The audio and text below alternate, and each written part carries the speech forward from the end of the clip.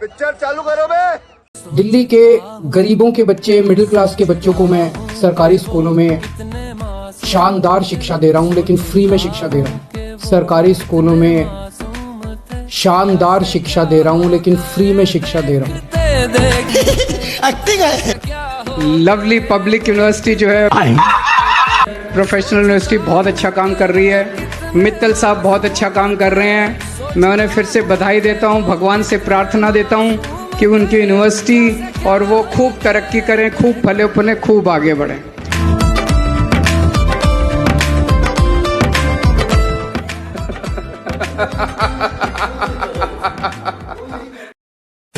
जय श्री राम दोस्तों, अगर आपके खून में भी राम भक्ति दौड़ती है तो नीचे कमेंट में जोर से लिखो जय श्री राम। देखता हूं कितने भाई अभी भी धर्म और देशभक्ति के नशे में चूर हैं। अब देखो भाई, चैनल का नाम तो सस्ते नशे है, लेकिन यहाँ नशा सिर्फ दो चीजों का मिलता है, ज्ञान का और मनोरंजन का। तो आ जाओ इस मस्त सफर में, जहां दिमाग खुलेगा, हंसी रुकेगी नहीं। और हाँ, जिसने वीडियो लाइक और चैनल सब्सक्राइब नहीं किया, वो अगली बार महंगे नशे की दुनिया में भटकता नजर आएगा। चलो वीडियो शुरू करते हैं। जय श्री राम।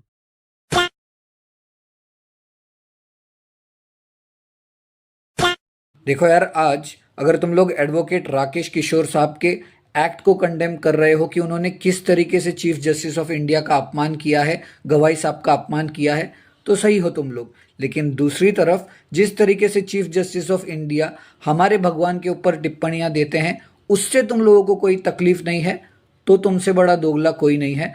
दूसरे धर्मों के ऊपर टिप्पणियां करना, उन बातों को तो छोड़ ही दो। इनके लिए इतना इजी क्यों है? ये क्यों समझ लेते हैं कि हमेशा हिंदूज टॉलरेट कर लेंगे चाहे हम कोई भी टिप्पणी पास करें? यहाँ पे तकलीफ थी, आज एक हिंदू टॉलरेट नहीं कर पाया है, बात उतनी सी है। ऐसे सठियाए हुए 50 से 70 साल के बुढ़े आपको हर सोसाइटी, हर गली मोहल्ले में मिल जाएंगे। बात थोड़ी है ये, तुमको शर्म आनी चाहिए। धिक्कार है तुम पे, लानत है तुम पे।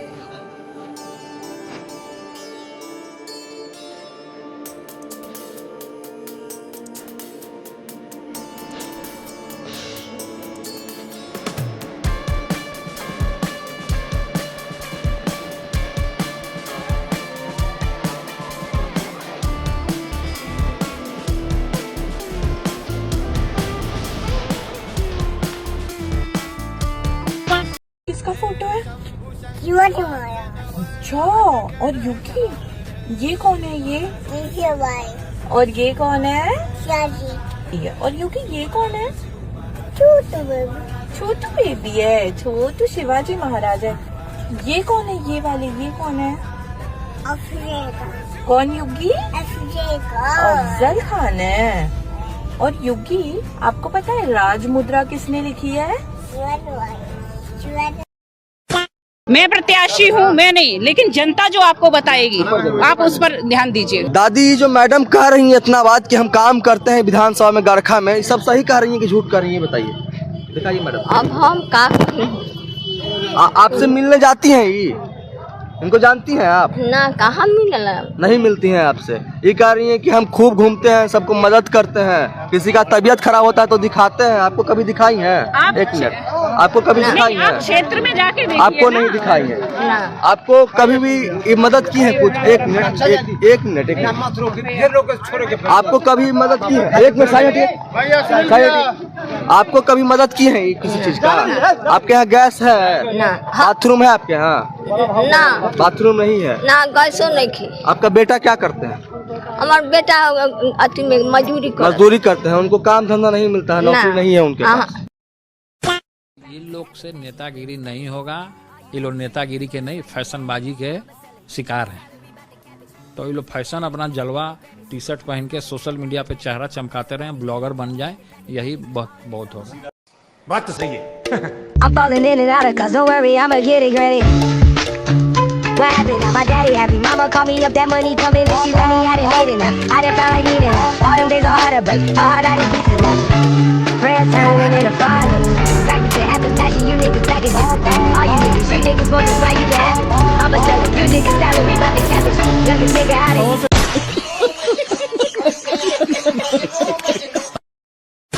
बहुत आश्चर्य की बात नहीं है, क्योंकि हम उस देश में रहते हैं जहां आप एक लीडर को जिसने कुछ करा भी नहीं है, just a leader. Mohandas Karamchand Gandhi के ऊपर हम एक शब्द भी नहीं बोल सकते। अगर बोला तो आपको या तो जेल हो सकती है या आपके ऊपर केस हो सकता है। लेकिन इसी देश में रहने वाले लोग हमारे आराध्य को रोज गालियां देते हैं। पहली बार नहीं है ये। उनके व्यक्तित्व चरित्र पर सवाल उठाते हैं, लेकिन उनके ऊपर कोई केस नहीं होता है। अरे केस तो छोड़ो, उनके ऊपर कोई सवाल भी नहीं उठाता है। वो तो अभिव्यक्ति है उनकी, फ्रीडम ऑफ स्पीच है उनकी। आप उनके एक पोस्टर को तो फाड़ कर दिखा दो, जो आजकल वो लेकर घूम रहे हैं। उनके एक पोस्टर को तो फाड़ कर दिखा दो, दंगे हो जाएंगे। और आपके आराध्य को रोज गालियां दी जा रही है और हम कायर। मैं पूछना चाहती हूँ, क्या मोहम्मद दास हमारे राम जी से बड़े हैं? इस देश में हमारे राम जी को तो क्रिटिसाइज किया जा सकता है, लेकिन मोहनदास को क्रिटिसाइज नहीं कर सकते हैं। प्रश्न। जय श्री राम। आप तो इस बात का जवाब दीजिए कि आपने किसके दबाव में सीज फायर किया? जब हमारी सेना के हाथ में पाकिस्तान की गर्दन थी, आपने सैन्य कार्रवाई क्यों रोकी? आपने सीज फायर क्यों किया? Is there a back channel open with India? Is currently any negotiation happening with India? Is there a third party involved? Are you open to third party involvement? Well, we don't mind, but India has categorically been stating it's a bilateral, so we don't mind bilateral. But the dialogues have to be comprehensive. It will have dialogue on terrorism, dialogue on trade, on economy, on Jammu and Kashmir, all the subjects which we both have been discussing with. So, incidentally, when the ceasefire offer came through Secretary Rubio to me on 10th of May around 17 past 8 in the morning, I was told that there would be very soon dialogue between you and India at an independent place. When we met 25th of July, bilateral meeting myself with Secretary Rubio in Washington, I asked him what happened to the dialogue. India says that it is a bilateral issue. So we are not begging for anything. If any country wants dialogue, we are happy, we are welcome. पहला भूमाफिया आजम खान, दूसरा मुख्तार अंसारी और तीसरा अतीक अहमद। उनमें मैं जिंदा बच गया हूँ। कब तक जिंदा हूँ ये मैं भी नहीं जानता। कौन मौलाना हैदराबाद से बोलता है, कौन कहां से बोलता है, इसमें बहुत चिंता मत करिए, क्योंकि बकरे की अम्मा कब तक खैर मनाएगी आप देखते रहिए। बस ये हिंदुत्व की सदी है, और हिंदुत्व की सदी केवल भारत की नहीं दुनिया की सदी होगी। पूरी दुनिया के अंदर हिंदुत्व का झंडा एक बार पुनः मजबूती के साथ भगवा झंडा दुनिया के अंदर कोने कोने में लहराएगा। You will find that India is described as a union of states. India is not described as a nation, it is described as a union of states. अगर आप तारीख में जाएं तो हिंदुस्तान एक रियासत की हैसियत से एक फॉर वेरी ब्रीफ पीरियड एक इकाई रहा है, एक यूनिट रहा है। और वो औरंगजेब के यानी 18वीं सदी के बिल्कुल शुरू में पहली दहाई के अंदर बदख्शां से लेके बंगाल तक और नीचे राजकुमारी तक हिंदुस्तान कभी भी एक मुल्क नहीं रहा, कभी भी एक मुल्क नहीं रहा। एक टाइम आया था 540 रियासतें थी सब कॉन्टिनेंट में। Trump is saying Indian economy is a dead economy. Yes, he's right. I mean, everybody knows this, except the Prime Minister and the Finance Minister. Everybody knows that the Indian economy is a dead economy. वास्तविकता के साथ जागो।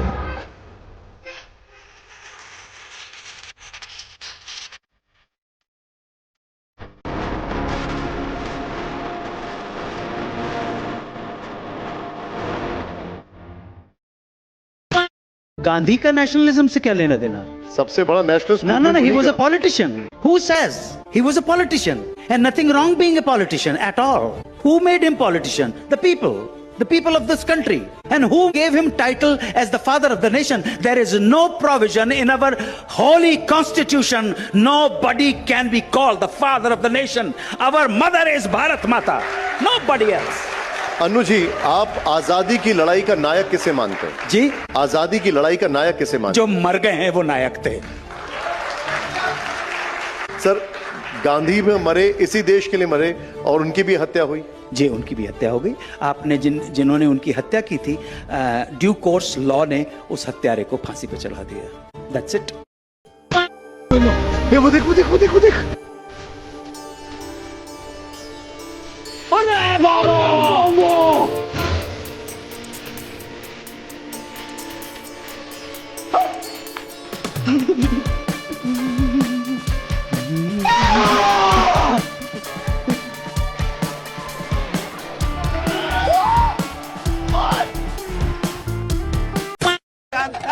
अरे जमुरे, हमको आपकी CM बनना है। अरे जमुरे, सीएम बनना है तो नाटक ड्रामे करने पड़ेंगे। बिहार की जनता को बुड़बक बनाना होगा, है? वोट चोरी का रट्टा दोहराना होगा। जब इससे भी बात न बनेगी तो झूठे वादे करने होंगे, सोशल मीडिया के लिए नाटक नौटंकी करके दिखाना होगा। लेकिन सरदार, हम ना बेकल है, लेकिन बिहार वाला सब तेज तर्रार है। अरे जमुरा, तुम बस नाटक नौटंकी करते रहो, झूठ भ्रम फैलाते रहो। जनता बोली है तुम्हारे झांसे में तो आ ही जाएगी। याद करो लालू यादव का दौर, तब भी तो जनता ठगी गई थी। हाँ, हम लोग भी इनको ठग लेंगे। जो पहले 56 इंच की छाती थी, अब नंबर तो नहीं दे सकता हूँ, बट 30-32 हो गई है, राइट? तो अब पूरा जो ढांचा था, इतना बड़ा गुब्बारा था, वो इतना बड़ा हो गया। अब इससे नरेंद्र मोदी जी को साइकोलॉजिकल बहुत टेंशन होगा, बहुत प्रॉब्लम होगी। लेकिन they have massively lost popularity over last few months. ये बुनियादुल महसूस के बाद जो है ना, उनकी पॉपुलैरिटी जो है इतनी प्लंज की है। India is not described as a nation, it is described as a union of states. पहली दहाई के अंदर बदख्शां से लेके बंगाल तक और नीचे राजकुमारी तक हिंदुस्तान कभी भी एक मुल्क नहीं रहा, कभी भी एक मुल्क नहीं रहा। एक टाइम आया था 540 रियासतें थी सब कॉन्टिनेंट में। जो ट्रम्प जी बोल रहे हैं, 11 बार बोला है। नरेंद्र मोदी जी ने ट्रम्प के कमेंट के बारे में कोई बयान नहीं दिया। नरेंद्र मोदी जी को कहना चाहिए कि ट्रम्प झूठ बोल रहे हैं। किसी स्टेज के ऊपर पिछले 5-6 महीने में मोदी ने जो है प्रेसिडेंट ट्रम्प को कॉन्ट्रडिक्ट किया। उन्होंने कम से कम 43 या 44 दफा कह चुके हैं कि जी जंग मैंने बंद कराई है। कोई बोला है? कांग्रेस ने बल्कि कैंपेन चलाई कि बोलते क्यों नहीं हो? जवाब इसीलिए नहीं बोलता, वो इसीलिए नहीं बोलता। मैं समझता हूं उसका ना बोलना जो है वो अपनी मसलत के तहत जो है वो नहीं बोलता। लखनऊ रैली से बहन मायावती का सपा की जातिवादी राजनीति पर हमला। सत्ता से बाहर है समाजवादी पार्टी। वो मीडिया में खबर छपवा रहे थे कि हम माननीय श्री कांशीराम जी के सम्मान में संगोष्ठी करेंगे, लेकिन जब वो सरकार में रहते हैं तो ना उन्हें पीडीए याद आता है और ना माननीय श्री कांशीराम जी की जयंती। अखिलेश यादव से मैं ये पूछना चाहती हूँ, आपका इतना ही आदर सम्मान था तो जब यूपी में मेरी सरकार थी तो मेरी सरकार ने अलीगढ़ मंडल में कासगंज के नाम से अलग से जिला बनाया।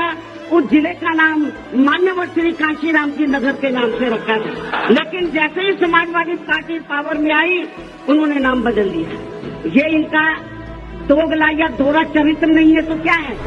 आरक्षण दिए जाने के मामले में भी सपा की रही सरकार ने यहाँ दलितों, आदिवासियों एवं अन्य पिछड़े वर्गों के लोगों के साथ हमेशा पक्षपात वाला रवैया ही अपनाया है। समाजवादी पार्टी के सांसदों ने तो इस बिल को ही संसद में फाड़ दिया था।